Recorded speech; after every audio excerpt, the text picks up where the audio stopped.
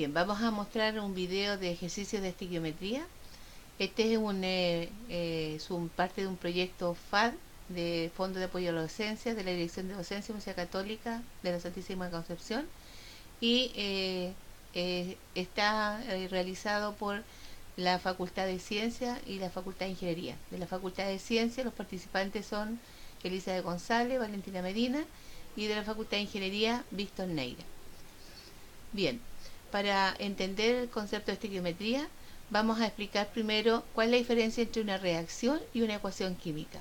Cuando se realiza una experiencia en el laboratorio, por ejemplo, mezclando dos sustancias como el agua y el hierro, al aplicar calor se produce una transformación de la materia obteniendo hidrógeno gaseoso y óxido de hierro.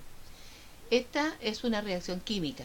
Esta reacción queda representada mediante una ecuación química en donde se colocan todas las sustancias que participan de esta reacción. Se colocan al inicio las sustancias con las cuales se mezclaron inicialmente, que son el hierro y el agua, separado por una flecha de las sustancias que se obtienen producto de esta reacción, que en este caso sería el óxido de hierro e el hidrógeno. Las sustancias de inicio se llaman reactivo y lo que se obtiene se denominan producto. Esto entonces es una ecuación y representa esta reacción química. Para que esta ecuación esté completa, debe estar balanceada.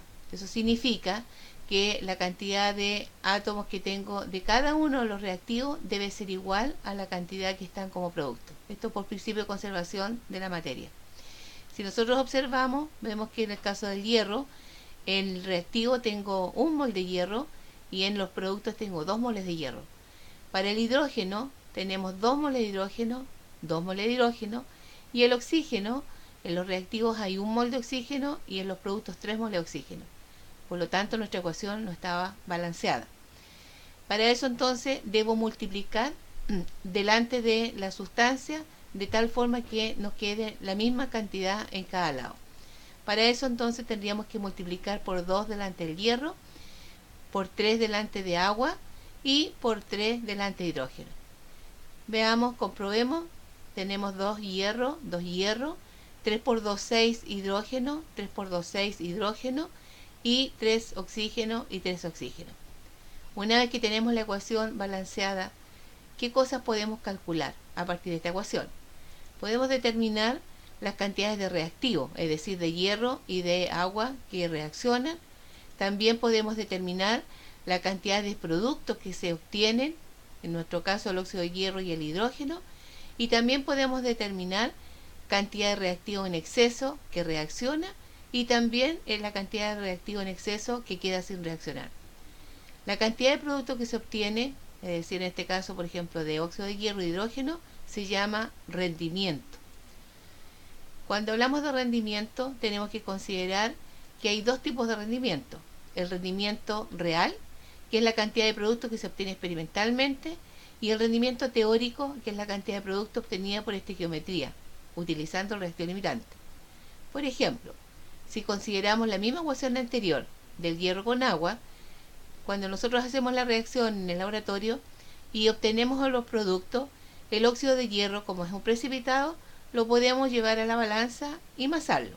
Es decir, lo obtenemos su masa y ese sería el rendimiento real, porque es la cantidad que se obtuvo experimentalmente. Para determinar la cantidad de producto obtenida teóricamente, debo relacionarlo con el reactivo limitante.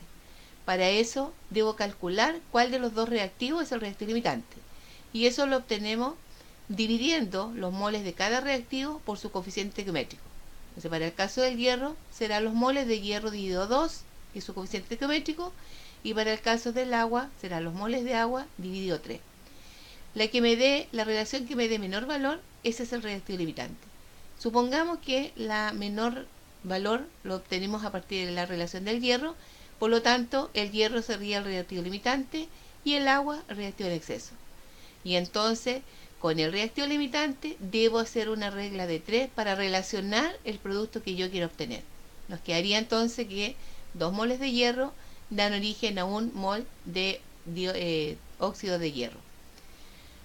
Bien, del rendimiento real y del rendimiento teórico podemos obtener el porcentaje de rendimiento de una reacción.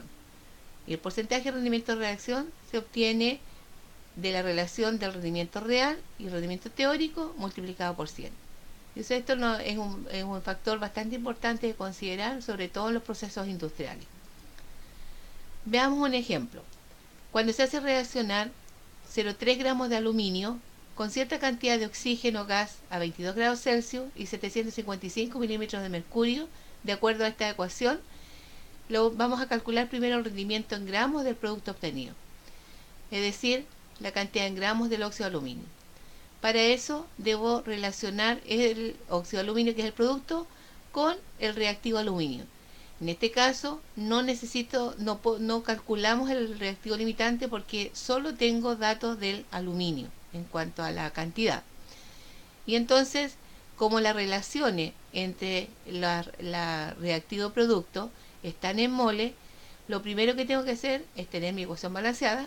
Y si yo observo, la ecuación no está balanceada, ya que tengo 2 moles de aluminio, 1 de aluminio, 2 de oxígeno y 3 de oxígeno. Significa entonces que debo multiplicar el aluminio por 4, el oxígeno por 3 y el óxido de aluminio por 2. Vale decir que la relación estequiométrica entre estas sustancias será 4 es a 3 es a 2. O 4 moles de aluminio reaccionan con 3 moles de oxígeno para obtener 2 moles de óxido de aluminio. Bien, y entonces para poder calcular la cantidad de producto, que es lo que nos están preguntando, deberé relacionar el óxido de aluminio con aluminio. Para eso es necesario de pasar esta masa a mole, ya que las relaciones acá están en mole. ¿Cómo lo hacemos? Con la masa molecular, masa atómica del aluminio. Y entonces nos queda que los moles de aluminio será igual a la masa partido por la masa atómica, es decir, los 0,3 gramos dividido 27. Y eso nos da 0,011 moles de aluminio. Bien, y ahora entonces podemos relacionar el aluminio con el óxido de aluminio. 4 moles de aluminio dan origen a 2 moles de óxido de aluminio. ¿Cuántos moles de aluminio se obtendrán cuando de aluminio tenemos 0,011 moles? Realizamos y nos da 5,5 por 10 a los 3 moles de óxido de aluminio. Como nos preguntan el rendimiento en gramos, debo pasar los moles a gramos. Para eso entonces utilizamos la masa molecular del óxido de aluminio, que es 102. Multiplicamos entonces los moles por la masa molecular y vamos a obtener 0,561 gramos de óxido de aluminio. Y ahí estaría la respuesta a la pregunta. En segundo lugar, vamos a calcular el volumen de oxígeno que reacciona a 22 grados Celsius y 755 milímetros de mercurio. Bien, como es un gas, el oxígeno puede utilizar la ecuación P por V igual a nRT para poder determinar el volumen. Y aquí si despejamos acá, nos queda que el volumen va a ser igual a los moles por la constante universal de los gases, por la temperatura, partido por la presión. Y entonces nos faltaría determinar los moles, ya que R es constante, la temperatura y la presión las tenemos. Y los moles es lo que vamos a obtener a partir de la ecuación por estequiometría. Entonces para eso relacionamos el aluminio con el oxígeno. Si nos recordamos la ecuación, tenemos que 4 moles de aluminio reaccionan con 3 moles de oxígeno. ¿Cuántos moles de oxígeno se necesitan cuando de aluminio tenemos 0,011 moles? Y eso nos da entonces un valor de moles de oxígeno de 8,25 por 10 a los 3 moles, que son los que reaccionan de oxígeno. Ya tengo los moles y ahora entonces lo reemplazamos acá en el volumen y vamos a obtener el valor del volumen. Tenemos entonces que 8,25 por 10 a los 3 moles por 0,082 atmósfera por litro partido por mol grados Kelvin, que es la constante universal de los gases, por 295 grados Kelvin, que es la temperatura, los 22 grados Celsius en grados Kelvin, y la presión 0,99 atmósfera, que corresponde a los 755 milímetros de mercurio. Y eso nos da 0,2 litros. Bien, hemos calculado entonces el volumen del oxígeno a partir de la masa del aluminio. La última pregunta: si al realizar la reacción obtiene 0,45 gramos de óxido de aluminio, ¿cuál es el valor del porcentaje de rendimiento de la reacción? Para calcular el porcentaje de rendimiento de la reacción, recordemos que debo relacionar el rendimiento real partido por rendimiento teórico multiplicado por 100. El rendimiento real es el valor experimental y es entonces la masa que nos están dando acá, los 0,45 gramos.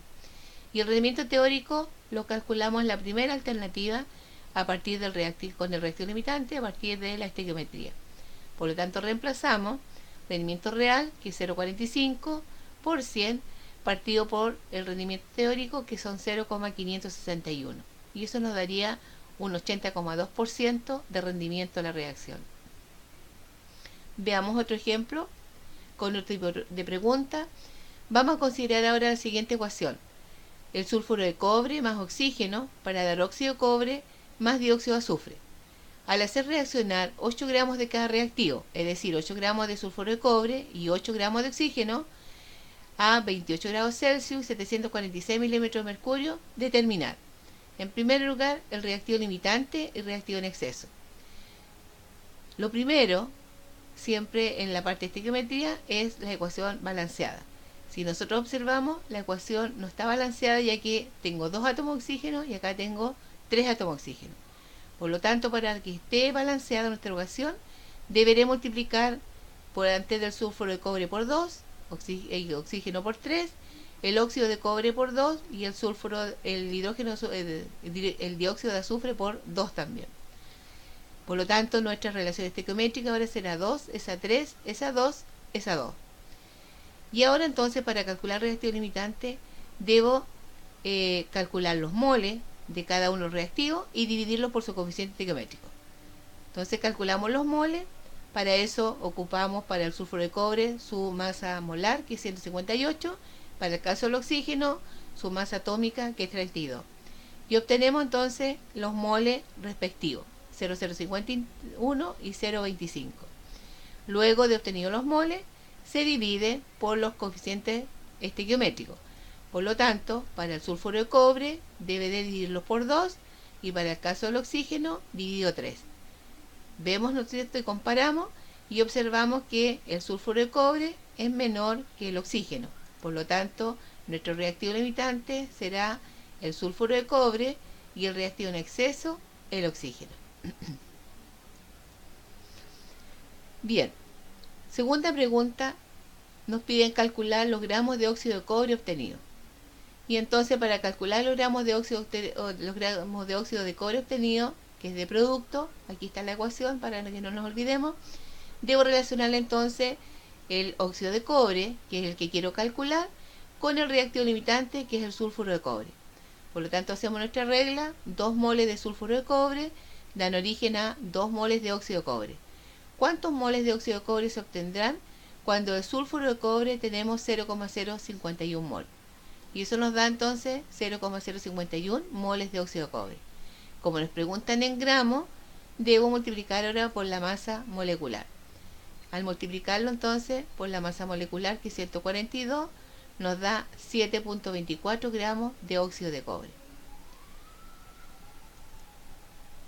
Tercera pregunta. Determinar los moles de reactivo en exceso sin reaccionar. Para determinar los moles de reactivo en exceso sin reaccionar, puedo compararlo con el hecho cuando vamos de compra. Cuando vamos de compra, llevamos el dinero, ¿no es cierto? Y para saber con cuántos vueltos vamos a regresar, debo saber cuánto de ese dinero se gastó. Y entonces hago la diferencia de lo que se gastó menos lo que llevábamos inicialmente. Aquí ocurre exactamente lo mismo. Para calcular la cantidad de reactivo en exceso sin reaccionar, debo determinar primero cuánto es lo que reaccionó o se gastó. Y eso se lo restamos a lo que teníamos inicialmente. Para poder calcular cuánto reactivo en exceso reacciona, también se hace una regla de 3 con el reactivo limitante. Y entonces recordemos que el reactivo limitante es el sulfuro de cobre y el de exceso de oxígeno. Por lo tanto, tengo que 2 moles de sulfuro de cobre reaccionan con 3 moles de oxígeno. ¿Cuántos moles de oxígeno se necesitan cuando de sulfuro de cobre tenemos 0,051 moles de sulfuro de cobre? Realizamos la operación y nos queda entonces que los moles de oxígeno que reaccionan serán 0,076 moles. Eso es lo que reacciona. Por lo tanto, ¿cuánto será lo que nos queda de exceso? La diferencia. Quedará sin reaccionar entonces los moles iniciales de oxígeno, que eran 0,25, menos los moles que reaccionan, que son 0,076, y eso nos da 0,174 moles de oxígeno que quedan sin reaccionar. Eso significa que una vez que termina la reacción, además de obtener los productos, que son óxido de cobre y dióxido de azufre, nos queda también un resto de oxígeno.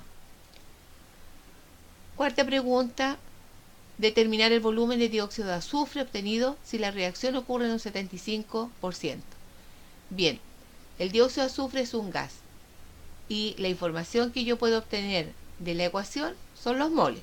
Por lo tanto, lo que yo obtener a partir de la ecuación son los moles, y una vez que tengamos los moles, aplicamos la ecuación de estado y despejamos y calculamos el volumen. Y entonces, para determinar los moles, debo hacer una regla de 3 con el reactivo limitante. 2 moles de sulfuro de cobre dan origen a 2 moles de dióxido de azufre. ¿Cuántos moles de dióxido de azufre se necesitan para 0,051 moles de sulfuro de cobre? Y eso nos da 0,051 moles de dióxido de azufre. Ya tenemos los moles, y ahora entonces lo que tenemos que hacer es aplicar o reemplazar la ecuación de estado para poder calcular el volumen.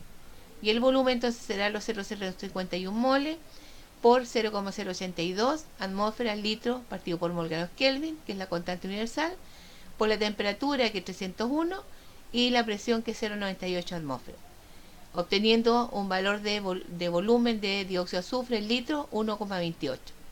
Este volumen es suponiendo que la reacción ocurre en un 100%, vale decir, si se consume completamente todo el reactivo limitante. Pero como nos dicen que la reacción ocurre solo un 75%, el 75% entonces será 0,96 litros. Y ahí estaría la respuesta. Finalmente, vamos a calcular el rendimiento de la reacción si se obtiene 5,78 gramos de óxido de cobre. En este caso, debo aplicar la relación entre el rendimiento teórico, entre el rendimiento real y el rendimiento teórico, para obtener el porcentaje de rendimiento.